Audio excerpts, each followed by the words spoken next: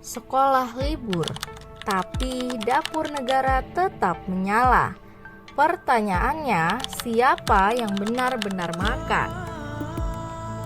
Apa jadinya jika libur sekolah tak lagi berarti libur bagi negara? Apa jadinya jika anak-anak berhenti belajar di kelas, tapi negara tetap mengetuk pintu rumah mereka, membawa satu tas berisi makanan dan segudang pertanyaan? Di akhir tahun ini, liburan sekolah tak hanya tentang tas yang disimpan dan seragam yang digantung. Ia berubah menjadi ruang perdebatan tentang gizi, tentang anggaran, tentang peran negara dan batasnya. Yang dipertaruhkan bukan sekedar makanan gratis. Yang dipertaruhkan adalah apakah kebijakan publik masih membaca realitas atau sekedar berjalan karena sudah direncanakan.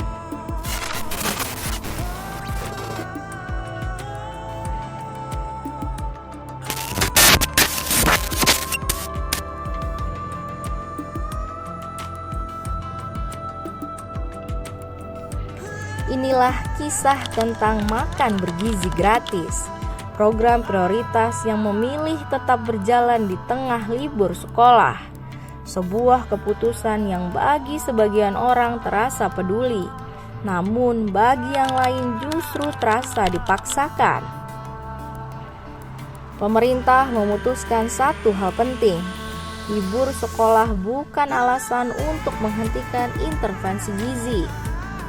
Dapur tetap beroperasi, distribusi tetap dirancang, anak-anak tetap masuk daftar penerima. Logikanya sederhana, gizi bukan urusan musiman, anak tetap tumbuh meski sekolah tutup. Maka negara memilih hadir, bahkan ketika ruang kelas kosong. Skemanya pun disesuaikan. Tidak selalu makan di sekolah, tidak selalu makanan segar. Ada paket tahan lama, ada pengambilan fleksibel, bahkan ada wacana pengantaran ke rumah. Di atas kertas semua tampak solutif, namun kebijakan publik tidak hidup di atas kertas. Ia hidup di dapur rumah warga. Masalahnya, libur sekolah mengubah segalanya. Sekolah bukan hanya gedung, ia adalah ekosistem, pengawasan, jadwal, disiplin konsumsi, dan kontrol kualitas. Saat ekosistem itu hilang, makanan berubah fungsi. Dari intervensi terukur menjadi sekedar paket yang dibawa pulang. Di titik ini muncul pertanyaan yang sangat manusiawi. Jika anak ada di rumah, bukankah orang tua kembali menjadi aktor utama pemenuhan gizi? Libur memberi waktu, libur memberi ruang. Dan sebagian pihak bertanya, mengapa negara justru masuk lebih jauh ke ruang privat keluarga?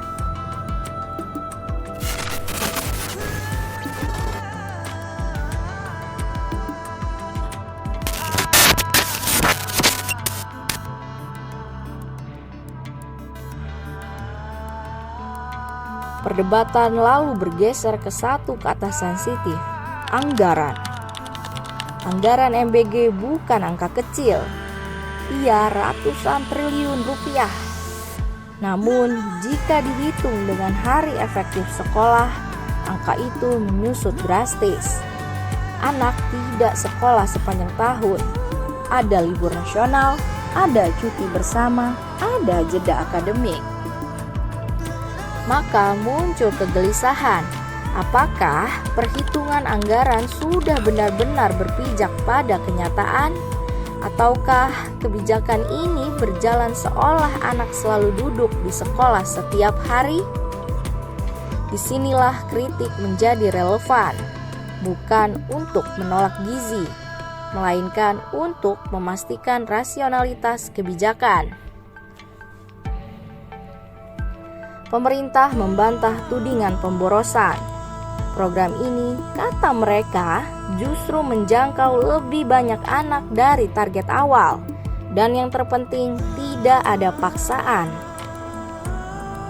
Sekolah boleh menolak, orang tua boleh tidak mengambil. Anak tidak diwajibkan datang ke sekolah saat libur. Namun, editorial bertanya lebih jauh. Jika sebuah program benar-benar relevan, mengapa perlu begitu banyak pengecualian? Di titik ini, MBG berada di wilayah abu-abu antara kepedulian yang tulus dan kebijakan yang mungkin terlalu kaku membaca kalender.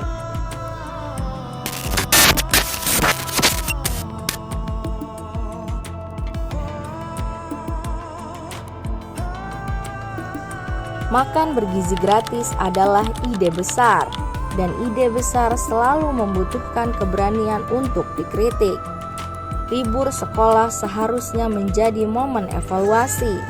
Apakah negara cukup fleksibel menyesuaikan diri dengan realitas masyarakat? Atau justru masyarakat yang dipaksa menyesuaikan diri dengan skema negara? Karena pada akhirnya pertanyaan paling jujur bukan soal menu, bukan soal anggaran, melainkan saat sekolah libur, apakah kebijakan tetap memberi makna atau sekedar memastikan program tetap berjalan?